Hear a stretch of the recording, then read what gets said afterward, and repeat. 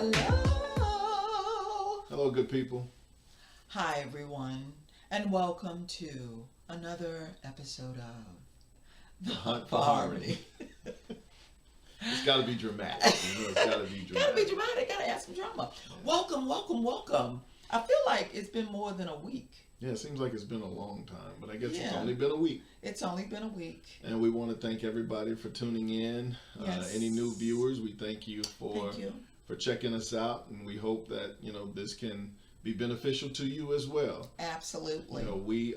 I'm James Hunt. And I am Jacqua Hunt, and we are not We're not ministers, pastors, counselors, therapists. We consider ourselves coaches, and what we do is we are doing this to share our experiences with you, and hope that you'll see that you're not by yourself in your marital journey. Woes. Yeah, Oh, I say okay, journey. She says woes. journey. Let's say journey. So we hope that tonight's episode will definitely be beneficial to you as well. Yes. Just a rewind. Dreams deferred last week. We hope that if that applied to any of you, if you've been sitting on some dreams or delaying some things that you wanted to pursue in your life, we hope and pray that you were able to speak to your spouse and possibly, just share what your goals have been, what your desires are, and what you would like to do. And I hope you didn't say like they were holding you back or anything like that. No, you don't say that. Don't say that. But I hope that you were able to share that, and that gave you a nice push to jump up and get some things done that you want to do. Just be motivated and supportive of one another. So that is the key. Mm-hmm. Well, tonight we want to talk to you about sexless marriages. Now, Yes. And they exist. I've only had over the years a few guys say, hey, that they were having trouble with sex, in their marriages. Oh, okay. Go on. I thought you were ready to say something else. Go on. No, in sex with their marriages. Oh, and before we continue, please, if there are any kids around. Oh, yeah. This is not a conversation for the kids. It's not a conversation for kids. My kids are grown and they don't want to hear it. And yours, I'm sure yours probably don't either. But, and we were just discussing how she said she hadn't heard, a lot of people haven't talked to her about it, but. Well, not a lot. Like, that's not usually the thing that people start with when they're talking about stuff. It's not something people want to just broadcast. Right, yeah. You don't want to just broadcast, yeah, I'm married, but I ain't having sex. Right, right. But it's usually, if as they begin to trust me more and they start to share, then they will, kind of let some things out. Right. And that it's not happening. But this is a subject that we can identify with as well. I mean, we went through a really rough time. And I think we've said before that at that point we were just emotionally disconnected. And because of that, there was no desire, I didn't want to sit next to him, so I certainly didn't want to have sex with him. There was no intimacy at all. We really didn't even talk to one another. No. But we lived in the same house. Yeah. And there was a period where I slept in the other bedroom for a long time. Mm-hmm. How long? I think it was at least a year. I would say, yeah. I think it was at least a year. So that's a long time. But that goes to show you how, the way you feel toward your spouse can affect that. And again, every time I think back on it, it's amazing that we got through it. It is. It's still just a blessing that we got through that. It's amazing. I thought that was the end of it. So, so we can definitely identify, and we would just want to, share with you. I hate to do this. No, I've got to step away. There's a technical difficulty about to begin. Go ahead. Keep going. Okay. I'm not sure what that technical difficulty is. But, yeah, it's just something we've experienced, and we know that if we share with those of you out there, you can kind of identify and understand what it is that we went through, and that yours is typically similar. Everybody goes through the same thing. It's just different people, dealing with it in different ways. And different levels of severity is what I always say. Different, I'm back. Sorry about that. Different levels of severity. So, anyway, so what then would you say for us? I know we've said that our disconnect was emotional. I mean, and yeah, it was emotional. We were disconnected. We weren't talking. Had different things going on. And gladly, went about our separate ways and doing our separate things. But a lot of times it's stuff that has nothing to do with desire or your libido, or I guess it is your libido. It is the libido. But it has nothing to do with your desire.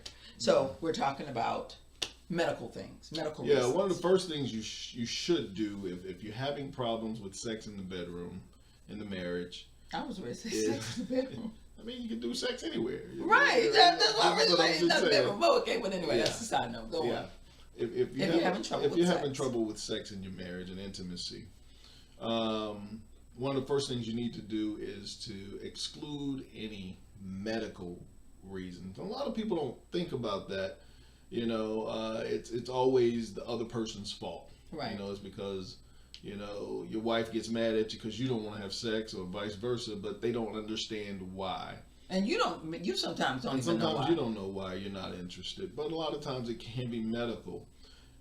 Things such as hypertension, diabetes. I mean, because those things affect blood flow and the vessels, and if you're not getting enough blood flow to certain areas, they don't function properly. So that definitely can be one of the issues. And there are a lot of people with hypertension and diabetes, and I'm sure it has some effect on them, especially men. So the other thing is medication. Some of the medications that you take for the hypertension and the diabetes and the depression and the anxiety, those all can play a part in it. And the unfortunate thing is that a lot of men will stop taking their medication for their hypertension and stuff because it decreases the libido, because they say, hey man, I can't function in the bedroom, so. And just a note, people aren't just randomly talking to him about this. He's a PA, he's a medical provider, so by default they talk to him about this. It's not like random people just coming up and saying, man, I can't perform in the bedroom. Right, that happens. There are guys coming in wanting medication, the blue pill and things like that, to try and help them out, but they have an abundance of chronic illnesses that is really taking its toll on them physically. Another thing is, she mentioned depression and anxiety. There could be things going on in your life or your spouse's life. Oh, I was talking about the medication for depression and anxiety. Oh, that too. Okay. That too. But now you're talking about actual depression and anxiety. Yeah, there could be some things going on in your life or your spouse's life that, it's just preoccupying you mentally and emotionally. And, intimacy is one of the last things on your mind. Yeah. So you have to keep that in mind too. The other thing, birth control pills. Certain birth controls like injections, what else? Implants. Those things can IUDs, intrauterine devices, to help with birth control. Those things can definitely limit a woman's desire, to have sex. So you have to look at all of these things. Something else that takes place too is what is it? I just lost my train of thought. Is it a medical thing? Yes, age. Oh, age. Age. And hormones. Age and hormones, or just age? Age, because the hormones come, decrease. They come with age, Okay. And with men, it's testosterone. So make it a doctor's appointment so that you can go out and have your testosterone checked. And for the women, you go and get have your levels checked. Your hormone levels checked to see if it's an easy fix. Because it could just be an easy fix. What about menopause? How does that come into play? Well, menopause falls along the lines of low hormones. Hormones, okay. Low estrogen levels and So that definitely affects you mentally. But the thing about that is women often start to really be sexual at age 35, Right. and that's typically because they're more secure in Who they are. who they are. Yeah. You know, they have more confidence at that age, and Right. so, but that time men start to hold on to the little testosterone that they have, and now it's a battle. You know. It's a mismatch. Yeah. So look into your medical issues. Make sure none of those things are the cause, of your lack of desire, for sex. I mean, another thing is pain during Right. sex. Right. I mean, it could be painful for women. They have fibroids or even Tumors. vaginal dryness as a lack of because of a lack of hormones, and it's just uncomfortable, and they don't want to do it. So it's one of those things that you have to find the cause. You just can't say it's because you don't love me no more, Right. or you don't like me, or you don't think I'm sexy, or anything like. It may not have anything to do with that. Yeah. So True. check into those things. True. Okay. Okay, so then what else? What are some of the other causes? I know now that's all from a medical standpoint. But another one is physical changes in the body. Mm-hmm. You used to have it. I was ready to say something so ugly. You used to have everything, in place, or you felt better about how your body looked. Right. And then you start to pick up some pounds and you're feeling differently. So, of course, if I don't like how I look, I don't want anybody else to see how I look. Even my husband. Yeah. Because I don't want him to see me. And I guess vice versa. Yeah. For a guy, I got a belly, didn't used to have a belly. I got, I guess, with the extra weight, a man could have gynecomastia and have some fat around in the breast, in the chest area. And that could be embarrassing or It could be. self-conscious. You'd be self-conscious about that. Another thing too is just psychologically, men with premature ejaculation. Yeah. Yeah. They may not feel like, I'd rather not do it than to embarrass myself. Right. Like Right. that, and that's a psychological issue. And of course, because you're thinking about it, it makes it even it makes it even worse, right? Yeah. Right. And your wives might get upset about it, but that's just an issue something that would have to be worked on, and it is a psychological issue that it happens. Okay, and granted, if you having sex once a month, for a man, that's probably going to happen. You're probably going to have some premature ejaculation. Regardless of your age? Yeah. Yeah. Because that desire for a man, all a man needs to do is really see a woman naked. It's true. That's all a man needs, and he's good to go.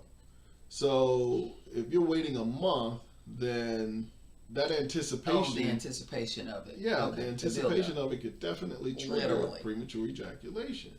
But if you're having it on a regular basis, things will last a little longer, and you'll enjoy the time a little bit longer. So don't starve one another of sex. Don't starve yourself. Don't starve yourself. Tis true. Tis true. Yep. And I guess then the final thing that this has actually come up a good number of times. I can actually think of women who have said to me this, and I go, what? Children sleeping with their parents. Yeah, that's a big no-no. And I mean, and they've told me, like, kids as old as 5, 6. Yeah. And I'm like, no, no. For more reasons than just because, you want to have sex. That's just, I don't see that as, I don't want to say unhealthy, but why are they sleeping with you? There's a reason. I mean, are they afraid or? Personally, I think it is unhealthy. I think it's unhealthy for the child because the child never learns to, To deal with to whatever. deal with whatever they need to deal with. And then I think it's unhealthy, or there may be something wrong with the mother, with her, being too Attachment. attached. Right. So, or the father. It could be the father that's too attached. Right. But more often than not, I hear it's the women who are more attached and they don't mind the kids sleeping in the bed versus the man. And instead of arguing with the wife all the time, the child just sleeps in the bed. And there is no intimacy like that. That will not happen. It's a habit. If you've started that habit, you really need to work to break that habit. Because you're really handicapping the kid. Right. I mean, you are, bringing in some barriers unnecessarily into your marriage, but you're handicapping your child as well. So we think so. And I just thought about this too. In order to fix these things, especially, if you're ashamed of your body and, you feel like, oh, I'm not attractive anymore, it's going to be very important that the husband or the wife, whoever's not feeling insecure in that way, will help the spouse be more secure. Right. Unless, now, this is messed up, but it happens. It could be that the spouse is is causing that insecurity. Telling them, pointing out how much weight they've gained and you used to work out, now you don't work out. Well, hold that point. Okay. Hold that point. What should happen is the spouse has to help their mate get out of that. Right. And the way you do that is by being affectionate, by saying nice things. Not just nice things. By touching. And letting them know that you are attractive. You're fine, just like you are. I like you just like you are. So, those things have to happen. You have to date, and make them feel special again. Right. And eventually those guards will fall, and it'll be on and popping. Really. But I mean, it will get better, but it's going to take work. It's going to take patience. It's going to take time. Yeah. Okay. Work. I mean, because even the Bible says how a man should enjoy the breast of his wife. It's in the Bible. I didn't make that up. Corinthians, 1 Corinthians. Really, Corinthians? Yeah. I would think Song of Solomon. No. Okay, 1 Corinthians. Yeah. All righty then. So, now, I held the thought. What about it? What was the thought again? That it's the spouse that's making the other person feel that way. Like identifying, you've gained weight, you used to work out, you come to bed looking like that. What?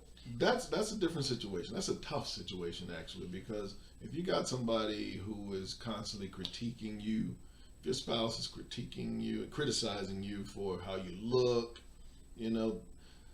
it's hard to overcome that, because that's the person who's supposed to be your sidekick. Right, that's your safety.